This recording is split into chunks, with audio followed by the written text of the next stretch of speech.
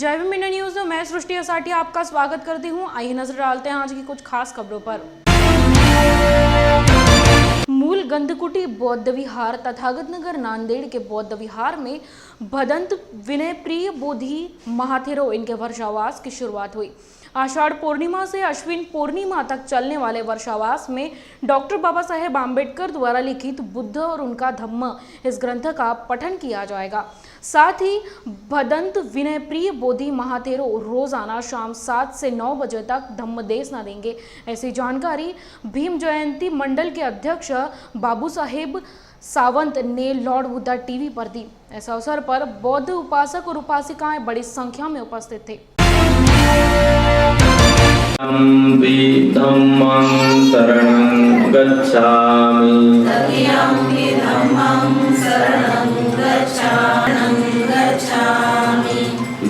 शरणागमनं सम्पूर्णं रमणी सिक्खापदं समादियामि पदं समादियामि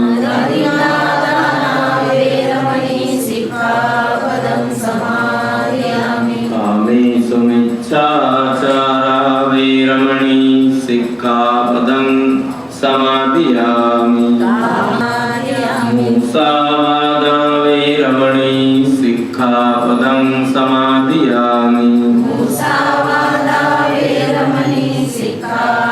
संघाला श्रद्धापूर्वक त्रिवार अभिवादन करतो।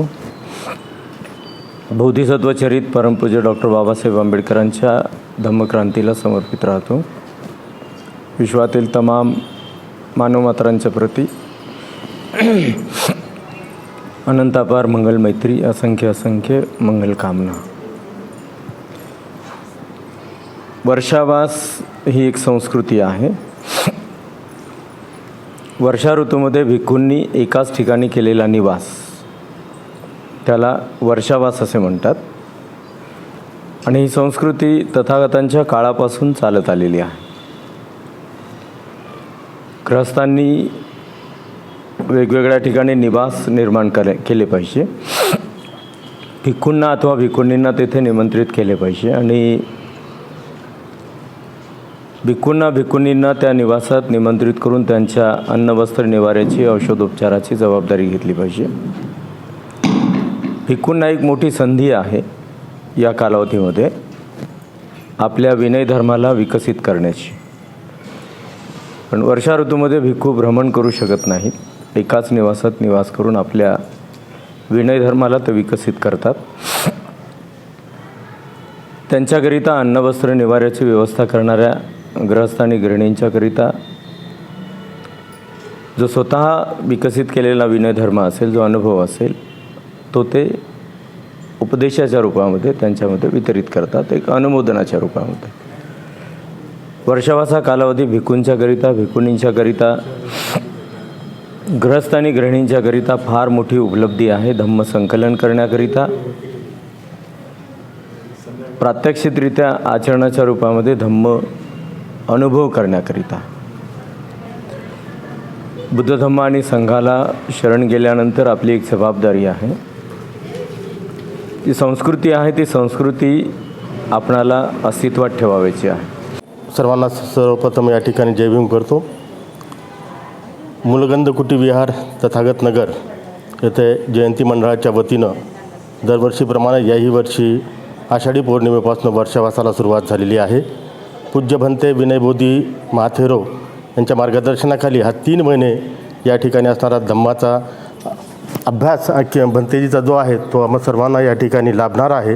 मार्गदर्शन त्यांचं लाभणार आहे आणि त्या माध्यमातून सर्व लोकांनी या ठिकाणी यावं आणि भंतेजीचं या ठिकाणी असणारं प्रवचन रोज संध्याकाळी 7 ते संध्याकाळी 8:30पर्यंत हे प्रवचन चालतं। त्यावेळेमध्ये या ठिकाणी प्रवचनाचा सर्वांनी फायदा घ्यावा आणि आपलं धम्मज्ञान वाढवावं असं मी सर्वांना या ठिकाणी विनंती करू इच्छितो। युवा वर्गाला काय सांगाल आपण? अर्थातच युवा वर्ग आज या ठिकाणी असणार धार्मिक बाबतीमध्ये थोडासा दूर गेल्यासारखा वाटतो, कुठंतरी तो भरकटल्यासारखा वाटतो। तर युवा लोकांनीसुद्धा आदरणीय भंतेंचे मार्गदर्शन जर निश्चितपणे ग्रहण केलं तर निश्चितच ते बौद्ध धम्माकडे आणि धम्माच्या असणाऱ्या कार्याकडे निश्चितपणे वळतील याची मला खात्री आहे. त्यामुळे युवा वर्गांना मी आवाहन करू इच्छितो की त्यांनीसुद्धा या ठिकाणी येऊन धम्माचा अभ्यास आणि या ठिकाणी असणारं चिंतन मननबंधीच्या मार्गदर्शनाखाली करून या ठिकाणी योग्य प्रकारचं आचरण करावं आणि एक आदर्श समाजाची निर्मिती या ठिकाणी आपल्याकडनं घडावी ही अपेक्षा मी या ठिकाणी युवा वर्गाकडनं अपेक्षा. अमरावती के सांसद नवनीत राणा आज तीवसा तालुका के दौरे पर थी। इस दौरान नवनीत राणा ने खेत के बांध पर जाकर भारी बारिश से क्षतिग्रस्त हुए खेत का निरीक्षण किया। जिनके खेतों में बारिश का पानी जमा हो गया है और उनकी फसल सड़ गई है, ऐसे खेतों के पानी को खेत में से निकाल देना चाहिए। इसलिए पाट बंधारे विभाग को इस ओर ध्यान देना चाहिए और इस ओर ध्यान देने की ज़रूरत है। ऐसे निर्देश सांसद नवनीत राणा द्वारा पाट बंधारे विभाग को दिए गए। 3 दिवस जर नवीन पेरणीमध्ये जर एवढा पाऊस राहिला तर कंटिन्यू त्या शेतामध्ये ते पीक पूर्ण खराब होणार आहे। आणि सगळ्यात मोठी प्रॉब्लेम आहे, जेव्हा आपण अधिकाऱ्यांसोबत बोललो तर जर आपण पाहिलं तर हे नाला आहे, तर या नाल्यामध्ये खोलीकरण नाही आहे म्हणून हे पूर्ण पाणी इथून ते तिथपर्यंत डायव्हर्शन होते। तर तालुक्यामध्ये जिथे जिथे प्रॉब्लेम आहे, मी BDO साहेबांना, तहसीलदार साहेबांना आता मी तेच सांगितलं आणि प्रधान सचिव मॅडम सुद्धा इथे येऊन गेलेले आहे। त्यांनी पाहिलेली आहे की जर आपण इरिगेशनमधून एक खोलीकरण पूर्ण केले नाही पाटबंधाऱ्याकडून तर हा प्रॉब्लेम कधीही संपणार नाही। आणि या तालुक्यामध्ये सगळे शेतकऱ्यांचे दर पावसामध्ये हीच परिस्थिती आहे। त्याच्यासाठी आपल्याला परमनंट जर काही ना काही सॉल्व्ह करायचं आहे तर पाटबंधाऱ्याकडनं हे सगळे खोलीकरण झाले तर पाणीला जाणारा जो रस्ता आहे, शेतातून पाणी निघणारा जो रस्ता आहे तो बरोबर होईल। नाही तर दरवर्षी पाणी येईल, दरवर्षी हीच परिस्थिती राहील, दरवर्षी आमच्या शेतकऱ्यांची हाल असंच होणार आहे आणि डबल पेरण्या ट्रिपल पेरण्या करत राहणार आहे आणि सरकारला नुकसान भरपाई देत राहणार आहे। आणि त्याच्यापेक्षा 3 वर्ष आधी 4 वर्ष आधी ज्या पद्धतीने पाटबंधाऱ्याकडनं जे खोलीकरण चालू होतं ते कंटिन्यू झालं पाहिजे आणि ज्या कारणाने सगळे शेतकऱ्यांना आपण मदत करू शकू, कारण हा परमनंट सोल्युशन आहे। जर हे नाही केलं तर प्रॉब्लेम वाढणार आहे। म्हणून आपण आदेश दिलेले आहे BDO साहेबांना आणि पूर्ण तालुक्यामध्ये ज्या ज्या गावामध्ये किती हेक्टर शेतांना अशी प्रॉब्लेम आहे बिकॉज ऑफ वॉटर की त्यांच्या शेतामध्ये तो पाणी थांबते आणि निघण्याचा काही पर्याय भेटत नाही, त्याच्यासाठी आपण काय करू शकतो त्याच्यावर आपण आता काम करू आणि येणारे काही दिवसामध्ये आपण प्रधान सचिवाला सुद्धा पत्र पाठवू, त्यांच्यासोबत बोलू की याच्यासाठी मार्ग काढायला लागेल आणि पाटबंधाऱ्या मार्फत इंजिनियरला त्यांनी आदेश दिला पाहिजे आणि ही योजना परत चालू झाली पाहिजे। कोल्हापुर जिले में पिछले 4 दिन से भारी बारिश हो रही है। इस वजह से राधानगरी डैम के 7 दरवाजे खुले हो गए हैं। इसलिए कोल्हापुर के जिलाधिकारी राहुल रेखाराव इन्होंने लोगों को इशारा देते हुए कहा कि नदी के पास जो भी लोग हैं वो सावधान रहे और बाढ़ की गंभीरता को देखकर सुरक्षित में रहने का आह्वान किया। साथ ही राधानगरी तहसील के राउतवादी दबदबा को देखने के लिए बड़ी संख्या में युवक और युवती उमड़े।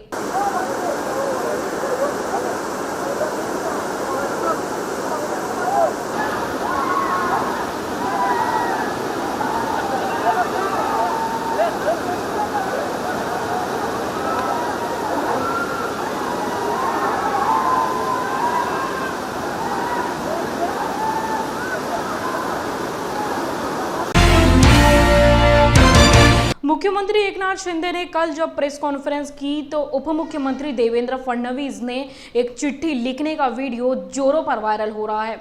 एक कार्यक्रम के लिए राष्ट्रवादी कांग्रेस पार्टी के नेता सुप्रिया सुले इन्होंने पुणे में आई। उस दौरान उन्होंने कहा कि मुख्यमंत्री हम सभी के मार्गदर्शक हैं। ये एक उनका अपमान करने का कार्य किया जा रहा है। ये महाराष्ट्र को नहीं जचता।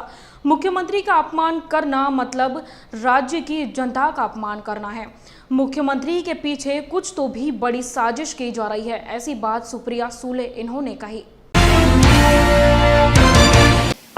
हे जे नवीन आलेलं सरकार आहे हे खूप कन्फ्यूज्ड सरकार आहे। एक तर माननीय मुख्यमंत्र्यांचा सातत्याने एक मार्गदर्शक असतो, जणू काय आपल्या मुख्यमंत्र्यांचा खरं तर तो अपमान आहे। आज सकाळी तिथे येताना अनेक चॅनल्सनी 4 अशा गोष्टी दाखवल्या जिथे महाराष्ट्राच्या मुख्यमंत्र्यांचा अपमान होताना किंवा प्रॉम्प्टिंग करताना हे होतं, हे महाराष्ट्राला शोभणारं नाही आहे. कारण का महाराष्ट्राच्या मुख्यमंत्र्यांचा अपमान म्हणजे महाराष्ट्राच्या जनतेचा अपमान. मला अजून आठवतं, अनेक आमदार असे होते जे म्हणत होते, अरे दादांनी फंड दिला नाही म्हणून आम्ही पक्ष सोडून किंवा आम्ही वेगळं एक ग्रुप म्हणून बसतोय. मला त्या आमदारांना प्रश्न विचारायचा आहे, एक महिला म्हणून, एक स्वाभिमानी महाराष्ट्रातली महिला म्हणून मला या राज्यातल्या त्याच सगळ्या आमदारांना प्रश्न विचारायचा आहे की तुम्ही पैसे मिळत नाहीत विकास कामासाठी, हिंदुत्वासाठी, संजय राऊतांसाठी, असे अनेक प्रश्न म्हणून तुमची स्वाभिमानासाठी झाला, मग तुमचा स्वाभिमान गेला कुठे? या राज्याचा जेव्हा मुख्यमंत्री असतो तो कुठल्या पक्षाचा नसतो, तो राज्याचा मुख्यमंत्री असतो. आणि माझ्या राज्याच्या मुख्यमंत्र्याचा जर सातत्याने कोणीतरी अपमान करत असेल तर माझा स्वाभिमान हा जागा आहे आणि जागा राहील. आणि दिल्लीच्या समोर हा महाराष्ट्र कधी झुकलेला नाही आणि झुकू देणार नाही. आणि हे सातत्याने रोज टेलिव्हिजनवर दिसतंय. तर यांना कशा वेदना होत नाही? त्यांना छत्रपतींचं नाव आज नंतर घ्यायचा अधिकारच नाही. कारण का ते सारखे आमच्या मुख्यमंत्र्यांच्या काहीतरी चुका काढतायत, प्रॉम्प्टिंग काढतायत. म्हणजे मुख्यमंत्र्यांना विषय माहिती नाही आहेत का? मुख्यमंत्र्यांच्या पाठीमागे काहीतरी मोठं षडयंत्र चाललंय की बिचारे मुख्यमंत्री असे वीक दिसावे आणि लोकांच्या डोळ्यातून ते उतरावे. काहीतरी ह्या महाराष्ट्राच्या मुख्यमंत्र्याच्या विरोधात एक मोठं षडयंत्र भाजप करतंय असा माझा आरोप आहे. कारण जी आणि हे कृतीमधून दिसते. त्याच्यामुळे मला माननीय शिंदे साहेबांची प्रचंड काळजी वाटते. जय भीम इंडिया न्यूज में यहाँ लेते एक छोटा सा ब्रेक। नमस्कार दोस्तों, मैं नॉलेज ट्रैफिक से बात कर रहा हूं। क्या आपको ट्रेडिंग सीखना है? तो ये सीखने के लिए आप कितना फीस दोगे? 5,000, 10,000, 20,000, 50,000 या 75,000? ऐसे बहुत सारे लोग अलग अलग तरह की फीस लेके आपको खाली सिखाते हैं और बाद में फोन भी नहीं उठाते, राइट?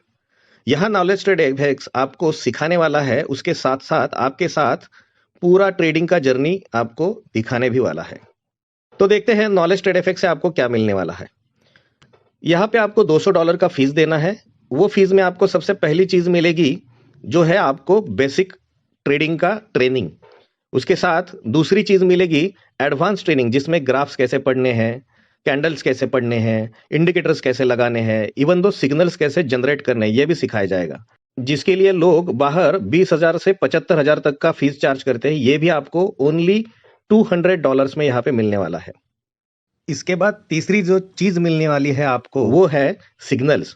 ये सिग्नल्स की एक्यूरेसी 70 से लेके 90-95% तक है। ये भी सिग्नल्स आपको फ्री में मिलेंगे, जिसके लिए बाहर चार्ज किया जाता है 5,000 से 20,000 तक महीने का, राइट?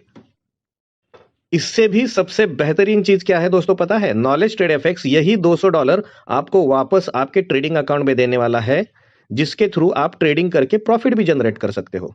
तो हुआ ना ये अकाउंट फ्री, ये ट्रेनिंग फ्री, क्योंकि $200 तो आपको वापस ट्रेडिंग अकाउंट में मिल गए। नॉट ओनली दिस, तो इसके साथ जो सपोर्ट मिलने वाला है ना दोस्तों, ये $200 जब तक आपके अकाउंट में है तब तक लाइफ टाइम यहाँ पे आपको सपोर्ट मिलने वाला है। वो टेलीफोनिक रहेगा, वो इंटरनेट पे रहेगा, जूम पे रहेगा, और आपको फिजिकली सपोर्ट भी मिल रहा है। तो दोस्तों, नॉलेज ट्रेड एफएक्स से इतनी सारी चीजें आपको मिल रही है, आप तो खुद करो ही करो हो, लेकिन अगर आपको नहीं करना है तो ये वीडियो अपने दोस्तों में भेजो। और जो नंबर नीचे दिया गया है, ये नॉलेज ट्रेड एफएक्स का नंबर है, आप इस पे कांटेक्ट करो और अपना ट्रेडिंग खुद करना सीखो। इसके साथ नीचे दिया गया नंबर, ये नॉलेज ट्रेड एफएक्स का नंबर है, तो आप इस पे कांटेक्ट कर सकते हो। So wish you all a happy trading end have a successful trading. Thank you very much. क्या हुआ बहू? माँ, पाइल्स की बहुत तकलीफ हो रही है। तो तुम गुदरोग सर्जन के पास क्यों नहीं गई?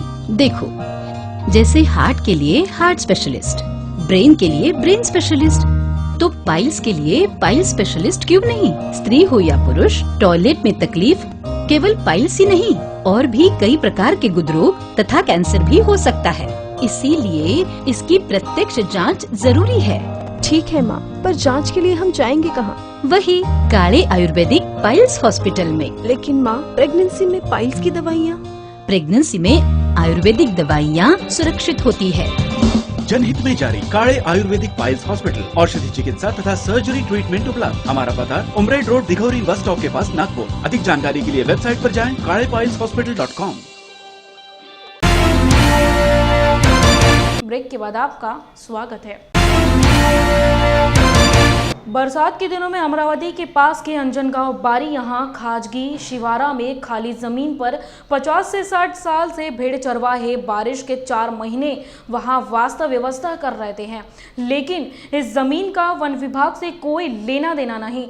इस क्षेत्र के अंतर्गत अंजनगांव बारी बीट में वन विभाग के अधिकारी मौके पर आए और कहा कि अगर यहां रहना चाहते हो तो 1 लाख रुपए का भुगतान करें, अन्यथा हम देखेंगे कि कैसे तुम यहां रहते हो। ऐसे शब्दों में भेड़ चरवाहों को गाली दी और भेड़ चरवाहों के पैसे ना देने पर उनके साथ भेड़ों को जबरदस्ती ले जाया गया। इस सभी कार्रवाई के लिए पुरस्कार करने का आरोप किया और कहा कि पूरे मामले की गहनता से जांच की जानी चाहिए और दोषियों अधिकारियों के खिलाफ कार्रवाई भी की जानी चाहिए। ऐसी मांग शेफर्ड धनगर विकास मंच के अध्यक्ष संतोष महात्मे ने अमरावती पुलिस आयुक्त से की। गेल्या 15 दिवसाच्या आधी पासून मेंढपाळ सर्व आमचे जंगलातून इकडे शहराच्या आजूबाजूला आलेले आहेत आणि त्यांचे ते गेल्या 50 वर्षापासून जवळपास त्या खाजगी पडितामध्ये राहतात आणि त्याला लागत फॉरेस्टचं जंगलच आहे। परंतु फॉरेस्टच्या जंगलच्या जे फॉरेस्ट अधिकारी आहे त्यांनी त्यांच्या वाड्यावर जाऊन त्यांना 1 लाख रुपयाची त्यांना मागणी केली। त्यांनी सांगितलं का गेल्या आम्ही 3-4 वर्षापासून तुम्हाला पैसे देणं बंद केलेले आहे, कारण आम्ही आमच्या खाजगी जंगलामध्ये आम्ही चारतो आणि खाजगी पडितामध्येच आमचं वास्तव्य आहे, त्या कारणानं आम्ही तुम्हाला पैसे देणार नाही, कारण त्या लोकांना आधीपासून त्या सवयी लागलेल्या होत्या। परंतु झालं कसं, काही दिवसानंतर त्यांनी नोटीस दिली। नोटीस दिल्यानंतर ते आणखी पुन्हा ते बोलले की आता तुम्हाला नोटीस दिलेली आहे, तुम्हाला याच्यानंतर पोलिसांच्या मदतीनं तुम्हाला या जंगलाच्या बाहेर काढण्यात येईल, तुमचं काय असेल तर हा विषय संपून टाका। तरीसुद्धा या लोकांनी पैसे दिले नाही। परंतु नोटीस दिल्यानंतर 3-4 दिवसानंतर ते ताफ्यासहित तिथे गेले, आमच्या मेंढपाळांना मारहाण केली।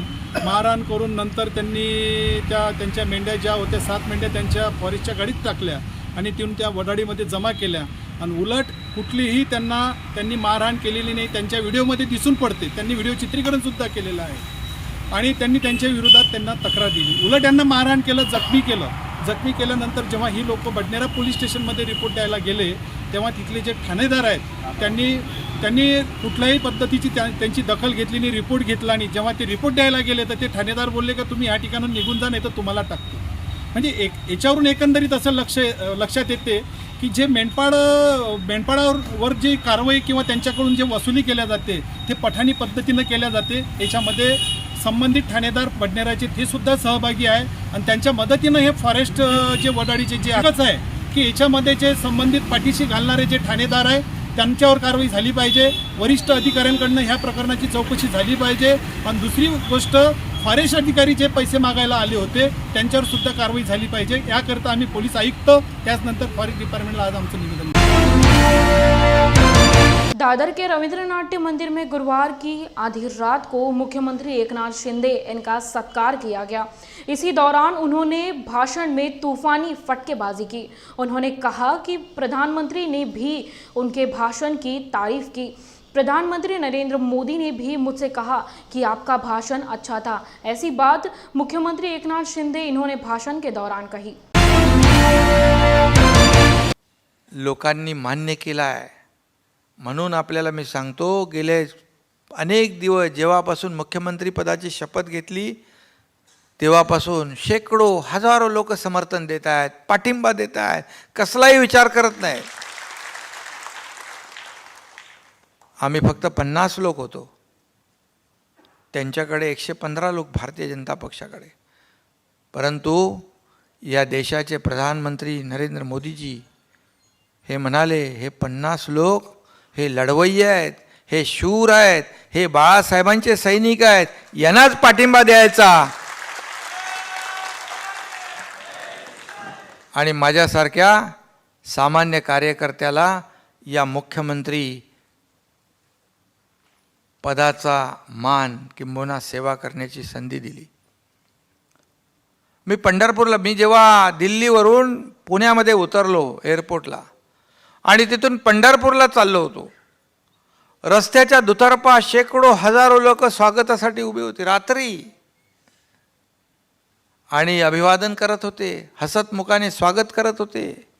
शिंदे साहेब आगे बढो, हम तुम्हारे साथ आहे असं म्हणत होते.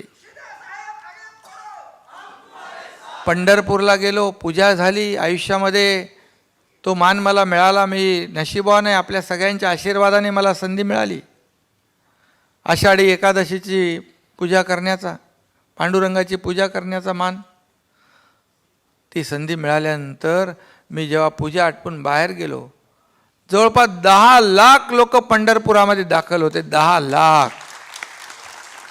ज्या ज्या रस्त्याने गेलो त्या त्या रस्त्याच्या दुतर्फा हजारो लोक हात उंच करून स्वागत करत होते, अभिवादन करत होते, आगे बढो म्हणत होते, हम तुम्हारे साथ आहे म्हणत होते.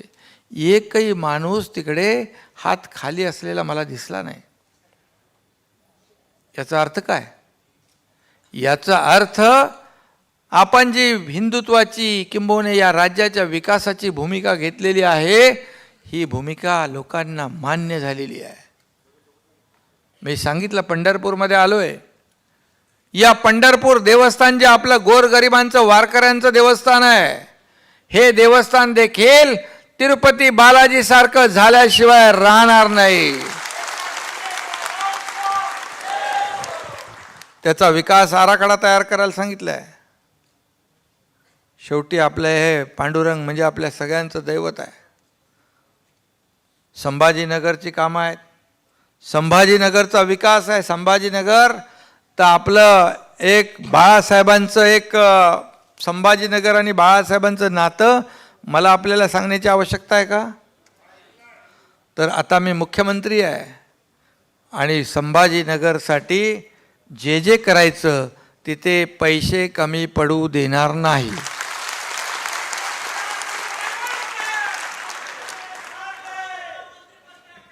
तसा संजय शिरसाट हुशार आहे निधी घ्यायला. बाकी पण आपले सगळे आमदार आहेत.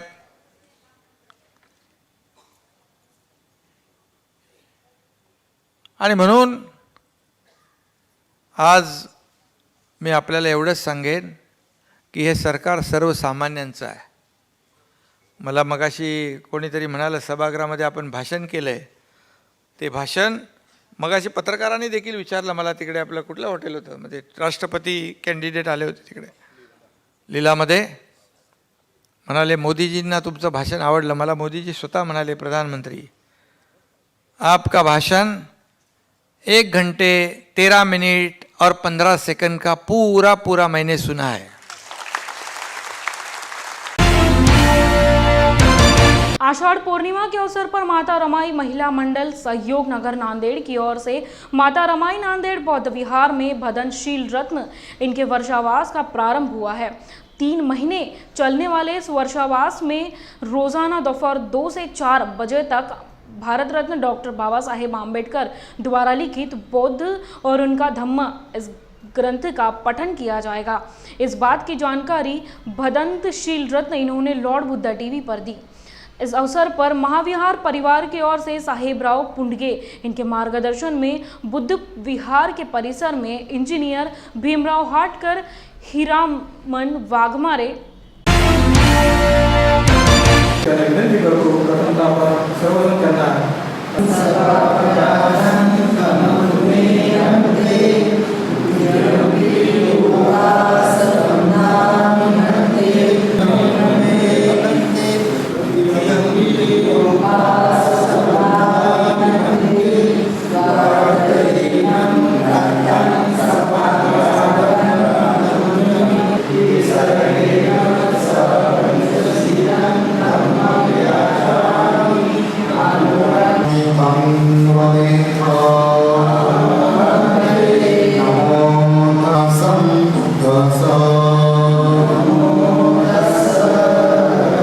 रमामाता महिला मंडळ आणि बुद्धविहार, माता रमाई आंबेडकर बुद्धविहार या ठिकाणी 9 वर्षे माझा वर्षवास झाला आहे आणि या ठिकाणी यावर्षी देखील 10वा वर्षवास या ठिकाणी सुरू होणार आहे.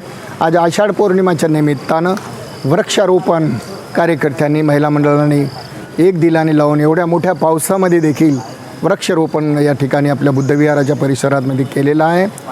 श्रद्धावान उपासक उपासिकांनो, वर्षा हा पावसाळा आणि वर्षावास म्हणजे भिक्खूचा वर्षावास. भगवंताच्या काळामध्ये, भगवान बुद्धाच्या काळामध्ये जे जे काही म्हातारे भिक्षू होते, वयवर्ध होते, ज्येष्ठ भिक्षू होते, पावसामध्ये येणं जाणं या गावाला त्या गावाला चारिका करण्यासाठी, प्रवचन देण्यासाठी जात. पावसामध्ये बरेच काही जीवजंतू पायाखाली येत आणि तुडवत भगवान बुद्धांनी तो नियम घालून दिला की 3 महिने आषाढ पौर्णिमेपासून ते अश्विनी पौर्णिमेपर्यंत आपण एका विहारात, कोण्याही एका विहारामध्ये बौद्ध भिक्षूने ग्रंथाचं वाचन करावं, पठन करावं आणि भगवान बुद्धाचा संदेश उपासक उपासिकांना द्यावा. मी हिरामन वाघमारे, महाविहार परिवार नांदेडच्या एक गटाचा मी सदस्य आहे. ह्या ग्रुपमार्फत अनेक सामाजिक तथा धार्मिक कार्यक्रम घेतले जातात. याच कार्यक्रमाचा भाग म्हणून ही जी आषाढ पौर्णिमा आहे, या आषाढ पौर्णिमेला बौद्ध धर्मामध्ये अनन्य विशेष महत्त्व आहे आणि ते महत्त्व लक्षात घेऊन आजच्या दिवशी या महाविहार परिवार मार्फत माता रमाई बुद्धविहार सहयोगनगर नांदेड येथे ग्रुपमार्फत वृक्षारोपणाचा कार्यक्रम घेतला होता. त्या वृक्षारोपणाच्या कार्यक्रमामध्ये महिलांनी भाग घेतला. पूज्य भंतेजीने मार्गदर्शन केलं आणि शिवाय सर्व सदस्य गटाचे आणि तिथले सहयोगनगरमधील सर्व उपासक उपासिका उपस्थित होत्या. माझं नाव जया रमेश सूर्यवंशी आहे. मी सहयोगनगरला राहते आणि इथं माता रमाई बुद्धविहाराचे अध्यक्ष आहे. इथे शीलरत्न भंतेजी राहतात 9 वर्षापासून. तर त्यांचा आता 10वा वर्षावास इथे चालू होणार आहे. तर सर्व महिला मंडळ, आम्ही उपासक उपासिका सर्वजण आज वृक्षारोपण केलेलं आहे आणि त्यानिमित्ताने सगळेच इथे उपासक उपासिका जमलेले आहेत. आता 3 महिन्याचा कालावधीत आम्ही दररोज इथे बुद्ध आणि त्यांचा धम्मग्रंथ हा वाचन करतो आणि श्रवण करतो. इस माता रमाई अम्बेडकर बुद्ध विहार में भारतीय बौद्ध महासभा वार्ड शाखा सहयोग नगर और महिला मंडल की तरफ से यहाँ वर्षावास का कार्यक्रम बड़े उत्साह से आज से ही शुरू होता है. पूज्य भंते शीलरत्नी जी इनका आज 10वां वर्षावास जो है यहाँ से प्रारंभ होने जा रहा है. हर साल की तरह इस साल भी पूरे ज़िले के और बाहर के भी जो तज्ञ लोग हैं, जो बौद्ध उपासक है, उनके लिए यहाँ के अच्छा मार्गदर्शन का काम यहाँ पे चलते रहता है, वो भी किया जाएगा. और ये साल में अच्छी तरह से महाविहार परिवार जो एक यहाँ का ग्रुप है हमारा, उस ग्रुप की तरफ से साहेबराव जी पुंडगे और गच्चे साहब, हटकर साहब, ऐसे जो बहुत ही ज्येष्ठ मंडली है, उन्होंने यहाँ पे इस विहार को अच्छी तरह से बनाने के लिए एक वृक्षारोपण का जो कार्यक्रम है, इतने बारिश के समय में यहाँ पे आयोजित करने वाला है. ये बड़ी तादाद में यहाँ पे उपस्थित होने वाले हैं और ऐसी तरह से ये विहार की जो शोभा बढ़ाने का काम सभी लोगों की तरफ से हो रहा है. और विहार का भी एक उत्तरदायित्व है कि समाज के प्रति अपना योगदान अच्छी तरह से उनके ऊपर संस्कार देने के प्रति हम एक कार्यकर्ता बोल के करते रहेंगे. यही हमारा यहाँ का इस वर्षावास की तरफ से इस कार्यक्रम के वजह से इतना ही मैं बोलना चाहता हूँ. धन्यवाद. जय भीम. जय भीम इंडिया न्यूज़ में यहाँ लेते एक छोटा सा ब्रेक. नमस्कार दोस्तों, मैं नॉलेज ट्रैफिक से बात कर रहा हूं. क्या आपको ट्रेडिंग सीखना है? तो ये सीखने के लिए आप कितना फीस दोगे? 5,000, 10,000, 20,000, 50,000 या 75,000? ऐसे बहुत सारे लोग अलग अलग तरह की फीस लेके आपको खाली सिखाते हैं और बाद में फोन भी नहीं उठाते, राइट? यहाँ नॉलेज ट्रेड एफएक्स आपको सिखाने वाला है, उसके साथ साथ आपके साथ पूरा ट्रेडिंग का जर्नी आपको दिखाने भी वाला है. तो देखते हैं नॉलेज ट्रेड एफएक्स से आपको क्या मिलने वाला है. यहाँ पे आपको $200 का फीस देना है. वो फीस में आपको सबसे पहली चीज मिलेगी जो है आपको बेसिक ट्रेडिंग का ट्रेनिंग. उसके साथ दूसरी चीज मिलेगी एडवांस ट्रेनिंग, जिसमें ग्राफ्स कैसे पढ़ने हैं, कैंडल्स कैसे पढ़ने हैं, इंडिकेटर्स कैसे लगाने हैं, इवन दो सिग्नल्स कैसे जनरेट करने हैं, ये भी सिखाया जाएगा. जिसके लिए लोग बाहर 20,000 से 75,000 तक का फीस चार्ज करते हैं, ये भी आपको ओनली $200 में यहाँ पे मिलने वाला है। इसके बाद तीसरी जो चीज मिलने वाली है आपको वो है सिग्नल्स। ये सिग्नल्स की एक्यूरेसी 70 से लेके 90-95% तक है। ये भी सिग्नल्स आपको फ्री में मिलेंगे, जिसके लिए बाहर चार्ज किया जाता है 5,000 से 20,000 तक महीने का, राइट। इससे भी सबसे बेहतरीन चीज क्या है दोस्तों पता है? नॉलेज ट्रेड एफएक्स यही $200 आपको वापस आपके ट्रेडिंग अकाउंट में देने वाला है, जिसके थ्रू आप ट्रेडिंग करके प्रॉफिट भी जनरेट कर सकते हो। तो हुआ ना ये अकाउंट फ्री, ये ट्रेनिंग फ्री, क्योंकि $200 तो आपको वापस ट्रेडिंग अकाउंट में मिल गए। नॉट ओनली दिस, तो इसके साथ जो सपोर्ट मिलने वाला है ना दोस्तों, ये $200 जब तक आपके अकाउंट में है तब तक लाइफ टाइम यहाँ पे आपको सपोर्ट मिलने वाला है। वो टेलीफोनिक रहेगा, वो इंटरनेट पे रहेगा, जूम पे रहेगा, और आपको फिजिकली सपोर्ट भी मिल रहा है। तो दोस्तों नॉलेज ट्रेड एफएक्स से इतनी सारी चीजें आपको मिल रही है, आप तो खुद करो ही करो हो, लेकिन अगर आपको नहीं करना है तो ये वीडियो अपने दोस्तों में भेजो, और जो नंबर नीचे दिया गया है ये नॉलेज ट्रेड एफएक्स का नंबर है, आप इस पे कांटेक्ट करो और अपना ट्रेडिंग खुद करना सीखो। इसके साथ नीचे दिया गया नंबर ये नॉलेज ट्रेड एफएक्स का नंबर है, तो आप इस पे कांटेक्ट कर सकते हो। So wish you all a happy trading end have a successful trading. Thank you very much. क्या हुआ बहू? माँ, पाइल्स की बहुत तकलीफ हो रही है। तो तुम गुदरोग सर्जन के पास क्यों नहीं गई? देखो, जैसे हार्ट के लिए हार्ट स्पेशलिस्ट, ब्रेन के लिए ब्रेन स्पेशलिस्ट, तो पाइल्स के लिए पाइल्स स्पेशलिस्ट क्यों नहीं? स्त्री हो या पुरुष, टॉयलेट में तकलीफ केवल पाइल्स ही नहीं, और भी कई प्रकार के गुदरोग तथा कैंसर भी हो सकता है। इसीलिए इसकी प्रत्यक्ष जांच जरूरी है। ठीक है माँ, पर जांच के लिए हम जाएंगे कहाँ? वही काले आयुर्वेदिक पाइल्स हॉस्पिटल में। लेकिन माँ, प्रेगनेंसी में पाइल्स की दवाइयाँ? प्रेगनेंसी में आयुर्वेदिक दवाइयाँ सुरक्षित होती है। जनहित में जारी काले आयुर्वेदिक पाइल्स हॉस्पिटल, औषधि चिकित्सा तथा सर्जरी ट्रीटमेंट उपलब्ध। हमारा पता उमरेड रोड दिघौरी बस स्टॉप के पास नागपुर। अधिक जानकारी के लिए वेबसाइट पर जाएं kalepileshospital.com। ब्रेक के बाद आपका स्वागत है।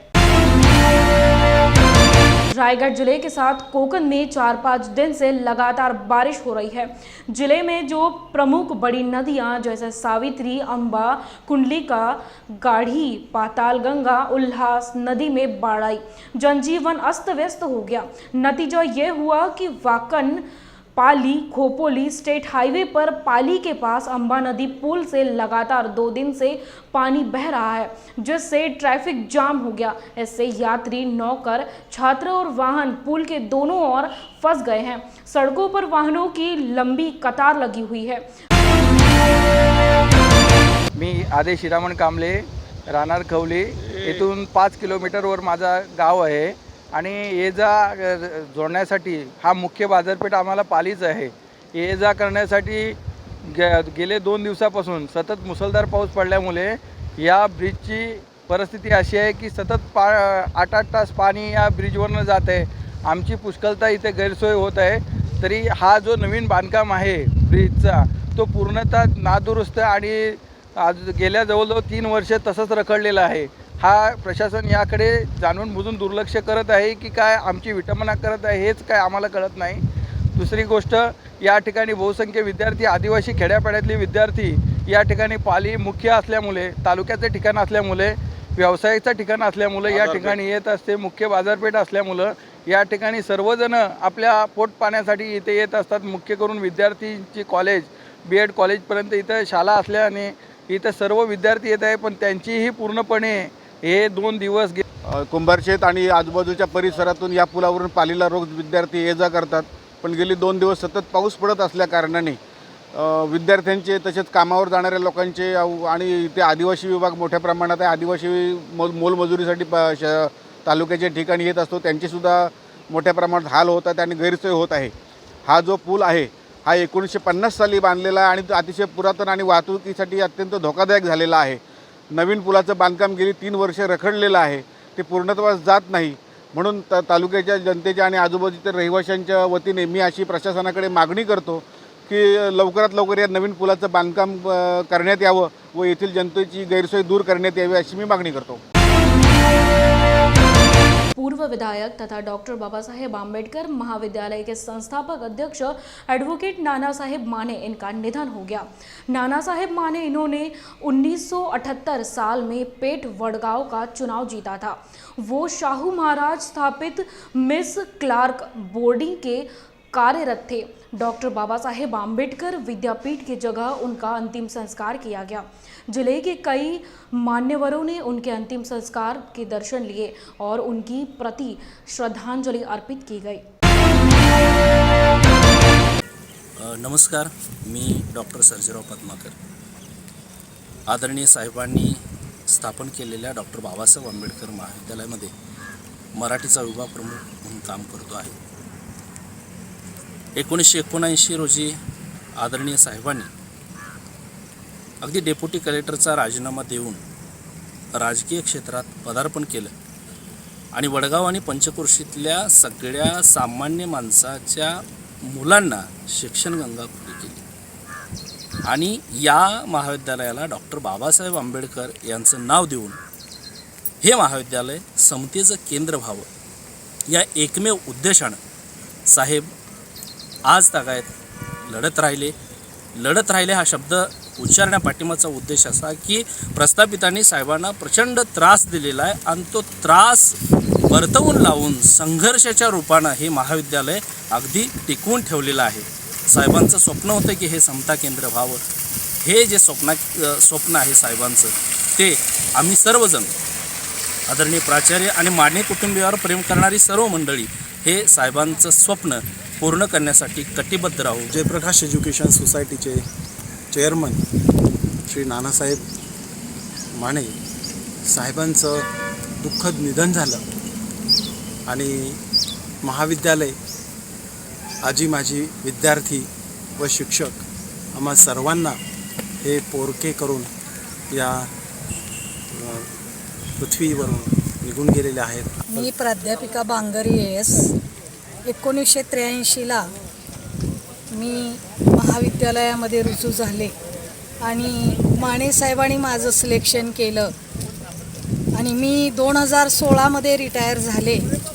हा माझा 33 वर्षाचा जो प्रवास आहे तो साहेबांच्या बरोबर गेलेला आहे। अत्यंत विश्वासू साहेब मला समजायचे।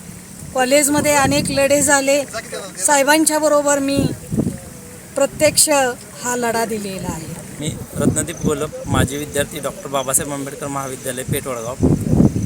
मी 2007 साली या महाविद्यालयात प्रवेश घेतला। त्यापासूनच जसं सर्व विद्यार्थ्यांना साहेबांनी मार्गदर्शन केलं त्याच पद्धतीनं मलाही मार्गदर्शन केलं। साहेबांनी प्रत्येक वेळी सांगितलं की माझी तुम्ही सर्वजण मुलं आहात आणि मुलाप्रमाणेच आमची सर्वांची साहेबांनी जडणघडण केली। साहेब आज आमच्यातून निघून गेलेत, पण जे साहेबांनी सांगितलं की मला कॉलेज समता प्रस्थापित करायचे आहे त्यासाठी आम्ही माजी विद्यार्थी आणि आजी विद्यार्थी मिळून आम्ही ते कार्य पुढे नेण्याचा सदैव प्रयत्न करून साहेबांना विनम्र अभिवादन। शिक्षणाची सोय त्या काळात केली आणि या भागाचा कायापलट शैक्षणिक दृष्टीने केला। हा एक संघर्ष होता आणि तो संघर्ष आज साहेबांच्या देहरूपाने निमालेला आहे। परंतु हे महाविद्यालय जोपर्यंत अस्तित्वात राहील तोपर्यंत बाबासाहेबांचा शैक्षणिक सामाजिक दृष्टीचा सर्व तऱ्हेचा विचार नानासाहेब मानेंजी यांच्या या कृतीतून आपल्याला इथे अविरत असा चिरंतन असा आपल्याला पाहायला मिळतो। बुल्डाना जिला मलकापुर विधानसभा क्षेत्र के विधायक राजेश एकड़े इनके जन्मदिन के उपलक्ष्य में मलकापुर शहर में विधानसभा क्षेत्र के नागरिकों द्वारा उनको लड्डू तुला करके सम्मानित किया गया। राजेश एकड़े ने मलकापुर विधानसभा के विकास के लिए पिछली सरकार की सहायता से 1350 करोड़ रुपए का निधि उपलब्ध करके अपने विधानसभा क्षेत्र के विकास को लाभ तक पहुंचाया, जिसमें बहुआयामी जीव गांव प्रकल्प, पक्के रास्ते, छात्रों के लिए अभ्यासिका जैसे नागरिक सुविधाओं को ध्यान में रखकर कार्य किया है। कार्यक्रम के शुरू होने से पहले वीर जवानों के स्मारकों को अभिवादन करके शिवाजी महाराज रेलवे स्टेशन चौक के डॉक्टर बाबा साहेब आम्बेडकर सहित अन्य महापुरुषों के पुतलों को माल्यार्पण किया। साथ ही कई चौक में नवनिर्मित हाईमास्ट का भी लोकार्पण किया। यह कार्यक्रम शानदार तरीके से छत्रपति शिवराय मंगल कार्यालय में संपन्न हुआ।